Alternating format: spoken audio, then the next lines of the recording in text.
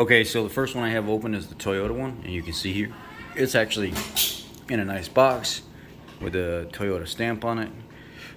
The next one I'm gonna open is actually this Nissan one. Took it out of the box and it's got some kind of seal cap on it, so let's open this now. Alright, so I just opened this genuine Honda filter, and it was in a bag. It says Honeywell on it. We're moving on from the Honda one that came in the bag. It says Honeywell on it, which from what I understand, this could be a number of several manufacturers. It's kind of weird because it says that Honeywell and then Denso and then Molly, I don't know. The Mopar one looks just like a Purolator filter, so we'll get into that when we take it apart. This Mopar one actually pretty much blew me away. When I opened it up, I was like, wow, look at the quality of this thing.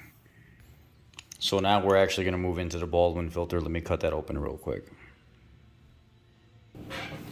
Pretty impressed with this Baldwin filter. A lot of pleats inside it. You'll see when we go to pull it apart. It actually looks really nice. So they're all cut open. We'll start over here in the Toyotas. From what I can find, the Toyota filter is a Denso Purolator filter, and the first thing that came to mind when I opened up the Purolator filter, by looking at this type of oval wide design where the oil goes in, and it looks just like a Purolator design.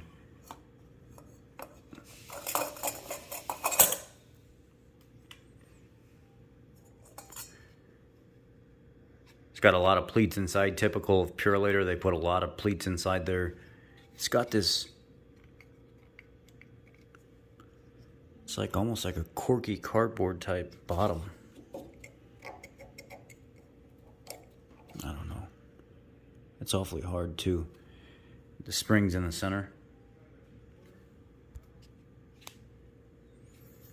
It looks like a nice filter actually. A lot of resin in the top and bottom, the typical Ford Purolator type resin.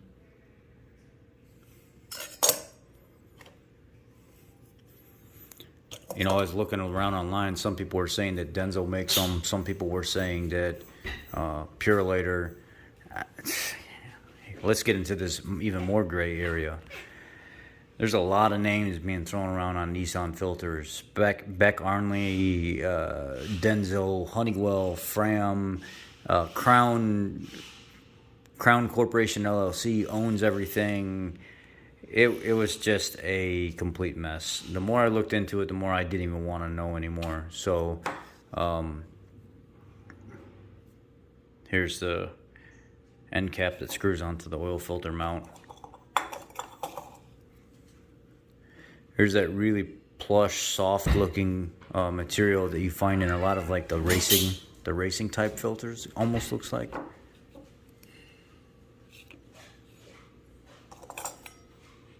A lot of pleats, very small, bypass in the bottom, just like this Purolator one from Toyota here. It smells really bad when you take this out of the box. There's like this awful smell coming out of it, almost like a burnt smell. And then it smells like it's whatever type of resin this is that they put in there. This has the leaf spring in the bottom. This one also has a leaf spring in the bottom.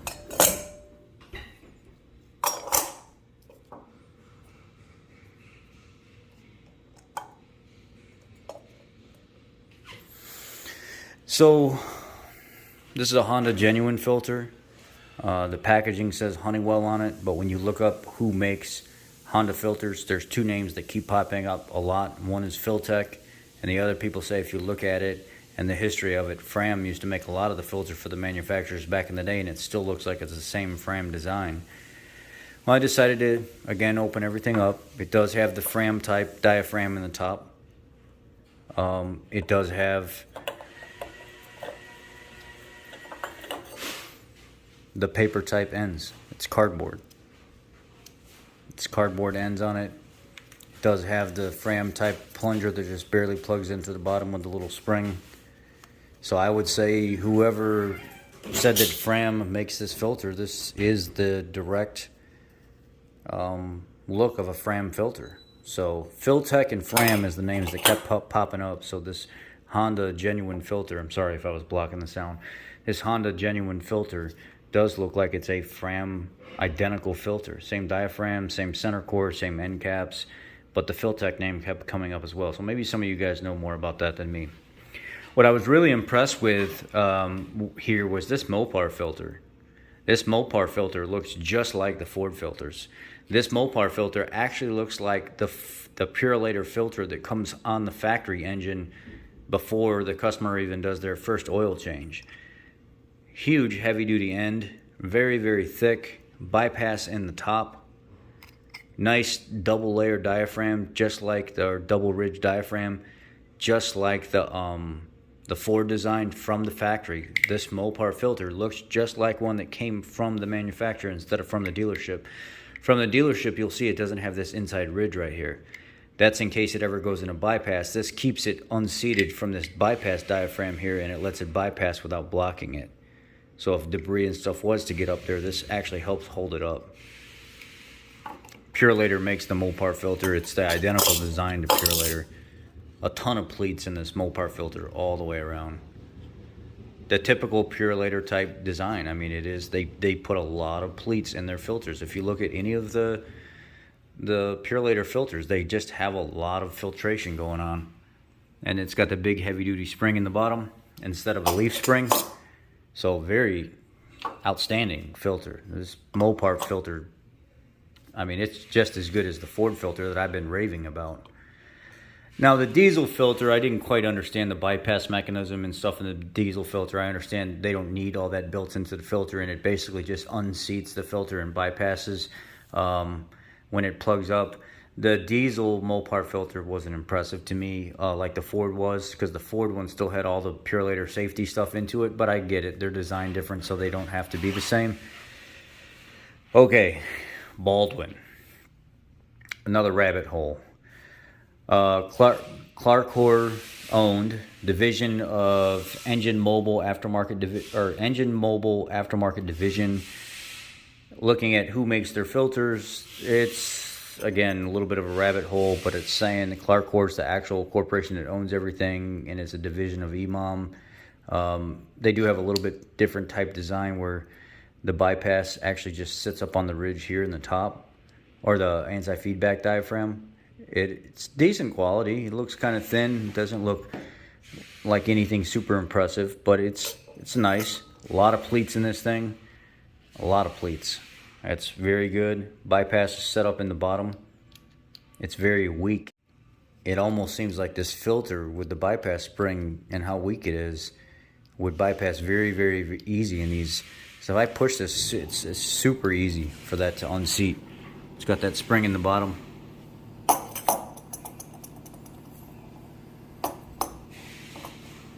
So let's pull another one of these out. Let's just pull this Toyota one here out. That actually takes quite a bit of pressure to push that in. That Baldwin is super easy to press that in.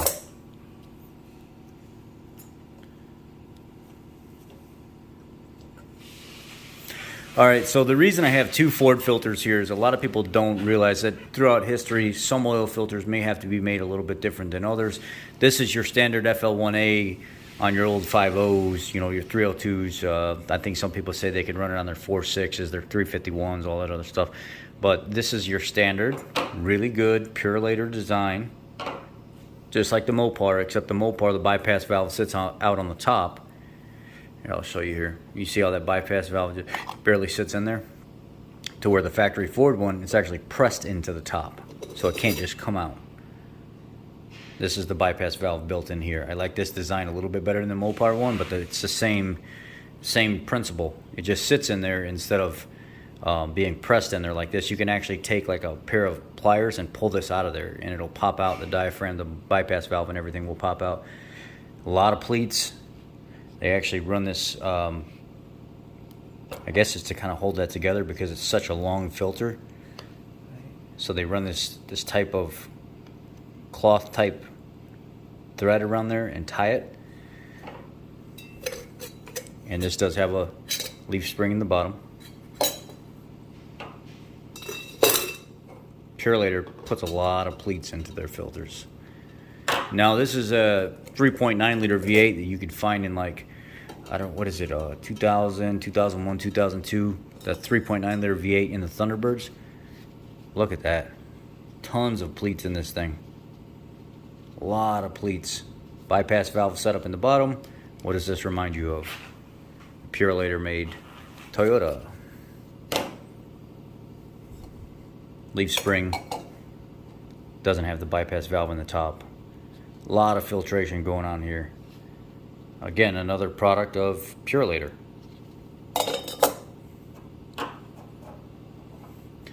So let's do one better here. Let me pause this. I'm going to take all the guts out of here, and then we'll look at the cans for each one.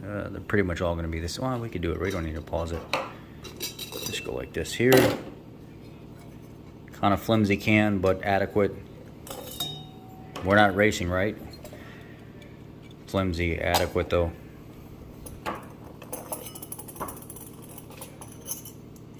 It's a shorter filter, so it's going to feel stronger, but my gosh, this Baldwin can does feel like it's quite a bit stronger.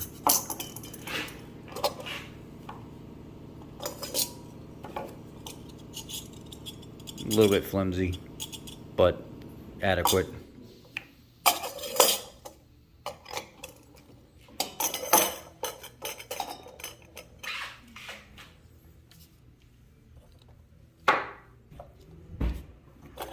Look at this here. It's actually a little bit stronger than the other ones. It's not as flimsy.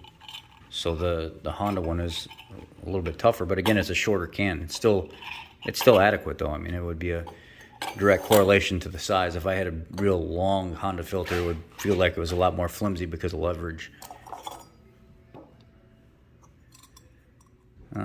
I guess that's not necessarily the case because that one's pretty flimsy as well. It's adequate though. It feels like the same as the other factory ones.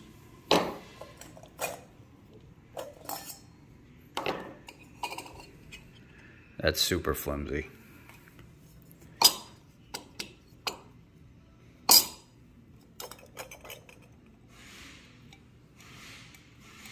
That's a little bit more tough to squeeze than that. That Toyota one feels, yeah, it's about the same. I mean, it just feels like it's so much easier to squeeze than, I guess it's about the same. Did any of these wow me? Yes. The one that wowed me, based on the last one I seen, was the Mopar one. The Mopar one almost looks like it's set up a little bit more like the higher end Purolator ones. It feels like, and it looks like it's gotten more adhesive. Really, the adhesive fill in the bottom of it and the amount of pleats and how plush they are just like the factory Ford ones. So out of this lineup here, the can strength that impressed me the most was the Baldwin. Out of this lineup, the filters that impressed me the most was the Mopar and the Ford. Purolator makes an outstanding filter. They put a lot of pleats in it. They always put a lot of resin, gluing everything together. It seems like it's just a better standard filter overall. So I got to give this one to the factory Ford and the Mopar filters. The Baldwin seemed like it was a great filter. No complaint there. The other OEM ones seemed like they were great filters. No complaint there. So what can we say out of everything that we've seen so far, out of all the filters I've cut open and all the ones that I'm about to still cut open? The OEM filters are great filters. Bottom line. Except for the Honda one. The Honda one kind of sucks. The Honda one's like that 3,000 mile oil change that you should expect out of the Fram orange can. If you're buying a Honda filter and this is the type of design you get, you get what you pay for. This is a identical replica of a Fram filter. It's not good at all. I mean, it's good for general 3,000 mile oil change, maybe max 5,000, and that's it. If you're going to run 10,000 miles like some of these crazy people do, I would not put that filter on my car. It's a very cheaply made filter. Anyhow, thanks guys. That was the manufacturer shootout on the filters. Y'all be blessed. Let me know if you want anything else.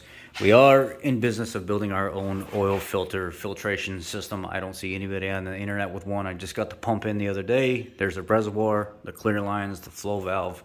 Just waiting on a few more pieces and we'll be up and running to start trying to design this thing and put it together. But anyhow, y'all be blessed.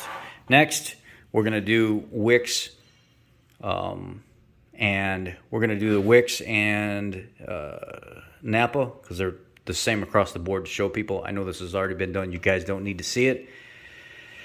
But we're going to do it, and then we're going to do more of the higher synthetic line, Royal Purple, K&N Performance, Fram Titanium, and K&N Performance Gold. And yeah, that should be interesting.